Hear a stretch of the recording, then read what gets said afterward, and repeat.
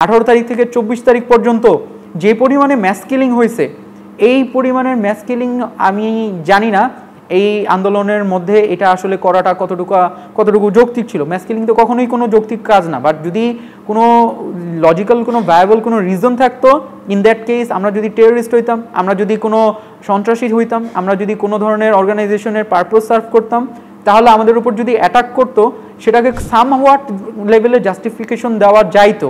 But ওই তৎকালীন সরকার যে ধরনের কথাবার্তা বলছে এবং যেভাবে প্রেস মিডিয়া কন্ট্রোল করছে, যেভাবে ব্ল্যাক আউট ইন্টারনেট অফ করে একটা হোল কান্ট্রিকে ইকোনমিক্যালিও ডিস্টেবিলাইজ করার চেষ্টা করা হয়েছে। কারণ একটা অনেক মানুষ হচ্ছে গিয়ে কাজই করে, অনেক ধরনের এন্টারপ্রেনার আছে, তারা হচ্ছে গিয়ে বিভিন্ন ধরনের অনলাইন বেসিসে কাজ করে। তাদের যদি ইন্টারনেট না থাকে, they are at risk of losing their jobs. তো এতগুলো মানুষের, এই 18 কোটি মানুষের একটা বাংলাদেশে শেখ হাসিনা নিজের ক্ষমতা দেখানোর জন্য যে জাস্ট এত হেনস্থা, এতভাবে যে একটা বিশৃঙ্খলা সৃষ্টি করার চেষ্টা করলো, এটা খুবই ডেঞ্জারাস লেভেলে চলে গেছিলো। অ্যান্ড মানুষজন জানতো না কার সাথে কি হচ্ছে। ওই সময় যত ধরনের নিউজ এখান থেকে গেছে, আমাদের মাধ্যমে গেছে, সব কিন্তু দেখবেন যে বাংলাদেশি কোনো নিউজ আউটলেট বা কোথাও থেকে এগুলো প্রচার হয়নি, এগুলো কিন্তু বাইরের দেশের থেকেই বেশি প্রচারিত হয়েছে। কারণ ইন্টারনেট ব্ল্যাকআউটের যখন করার রিজনটাই ছিল এটা, যে কোনোভাবেই তারা যে একটা ম্যাস কিলিং করতেছে, ম্যাসাকার করতেছে, তারা যে আনলফুল কিলিংয়ের মধ্যে জড়িত, একটা সরকার যে প্রশাসনের মাধ্যমে আমাদের ট্যাক্সের টাকার মাধ্যমে যে বুলেট আমাদেরকে ডিফেন্ড করার জন্য কেনা হয়েছিল, সেই বুলেটগুলো যে এখন আমাদের মতন সাধারণ জনগণ, শিক্ষার্থীদের উপর ইউজ করা হচ্ছে, এই জিনিসগুলো যেন বহির্বিশ্বে না যায়। শহীদ মিনারের দিকে একটা প্রোগ্রাম ছিল আমাদের, ওখানে আমরা যাওয়ার চেষ্টা করছিলাম।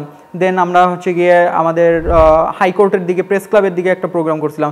So moving on to 31st of জুলাইয়ের 31 তারিখে আমাদের প্রোগ্রাম ছিল লং মার্চ টু হাইকোর্ট। কারণ আইন শৃঙ্খলার এতটা অবনতি হওয়ার কারণে দেশে যখন ল অ্যান্ড অর্ডার একটা বিশৃঙ্খল অবস্থায় থাকে, যেটা যে ইমপ্লিমেন্টেশনের কোনো স্টেজ নাই, তখন যে আমাদেরকে আসলে হাইকোর্টে যাওয়ার রিজনটা ছিল যে আইনের ব্যবস্থাগুলো যেন একদম পুরো প্রাসঙ্গিকভাবে হয়। 1 তারিখে আমার কাছে ফোন আসে ডিজিএফআই এর কাছ থেকে, এবং একই দিন আমার কাছে ডিবির কাছ থেকেও ফোন আসে। আগে বলে যে তুমি তো, তোমার নাম তো এটা, তুমি তো এখানে ওটা করো, তোমার নামে তো বিভিন্ন জায়গায় মামলা আছে শুনলাম। কীরকম মামলা হচ্ছে গিয়ে আমি নাকি শিবিরের কর্মী, আমি নাকি ইচ্ছাকৃতভাবে এই আন্দোলনকে উস্কাচ্ছি যেন সরকার পতনের দিকে যায় বা সামথিং, এই ধরনের কিছু, যে জামাত শিবিরকে যেভাবে বা অন্যান্য রাজনৈতিক দলের এগেনস্টে শেখ হাসিনা যে স্ট্যান্ডটা ছিল, একদম হুবহু সেরকম একটা ওপেন থ্রেট আমাকে দেওয়া হলো। ডিবি অফিস থেকে কল আসলো, আইসে বললো যে তুমি একটু ডিবি অফিসে আসো, তোমাকে তো স্যার খুঁজতেছে। জিজ্ঞেস করলাম কোন স্যার? বলে হারুন, ডিবি হারুনকে তো সবাই চেনেন। সো ওই ডিবি হারুন স্যার হচ্ছে গিয়ে আমাকে নাকি খুঁজতেছে, অ্যান্ড আমাকে খোঁজার জন্য ডিজিএফআই একটা ফোর্স হচ্ছে গিয়ে আমার বাসা পর্যন্ত আমাকে ফলো করার চেষ্টা করছিল।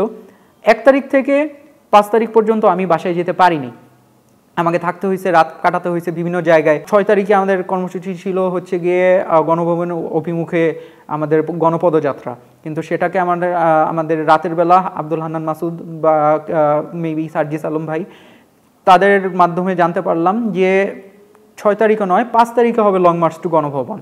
সো 5 তারিখে লং মার্চ টু গণভবন যদি হবে, আমরা এক প্রকার ধরে নিয়েছিলাম যে 5 তারিখে ইদার আমরা এই ফাইটের মধ্যে থাকবো, জিতবো, অথবা আমাদেরকে এখান থেকে ব্যাক আউট করে নিয়ে যেতে হবে, আফটারওয়ার্ডস যে কোনো কিছু হইতে পারে। সো 5 তারিখে যখন আবার সকালবেলা আমি বের হই, ওই দিন আমি সকালবেলা বাসায় যাই। For the first time in 4-5 days আমি বাসায় ব্যাক করি 5 তারিখে। 5 তারিখে বাসায় ব্যাক করে আমি তখন আমার নেসেসারি জিনিসপত্র ছিল সেগুলো নিয়ে আমি আমার বাসার লোকজনকে বলে আসি যে আমি আজকে বেরোচ্ছি, I don't know what will happen to me, কিন্তু আমি আজকে এভাবে করেই যাচ্ছি, যে সো যদি ইন কেস ব্যাক না করি, ইউ গাইজ উইড নো যে আই ট্রাইড মাই বেস্ট। এই কথা বলে বাসার থেকে আমি বেরোতে যাওয়ার সময় আমি ইস্ট ওয়েস্টের দিকেই মুভ করতেছিলাম। মানুষজন যখন ঢুকতেছিল, ওরা আর এই জিনিসটা, ক্রাউডটা কন্ট্রোল করতে পারেনি। তো সকালে আমার বিউবি থেকে একটা কল আসে, আমি কলটা রিসিভ করার পরে ওখানকার একজন বলে যে আমরা তো বেরোয় গেছি, ইউনিভার্সিটি গেটের মধ্যে আমাদেরকে আটকায় রাখছিল, বেরোয় গেছি আমরা গণভবনের দিকে যাচ্ছি, যে কয়জন পারেন আসেন। এটা বলে ফোনটা রেখে দেয়। তো আমাদের এই এক সহযোদ্ধা আমাকে ফোন করে এই ইনফরমেশনটা দেয়।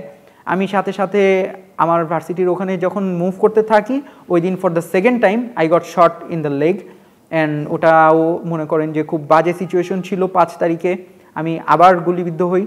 5 তারিখে গুলিবিদ্ধ হওয়ার পরে আমি যখন আবার ওখানে যাই আমার কোনো একটা ফার্স্ট এইড জড় করার জন্য, আমার বুলেটটা রিমুভ করা হয়।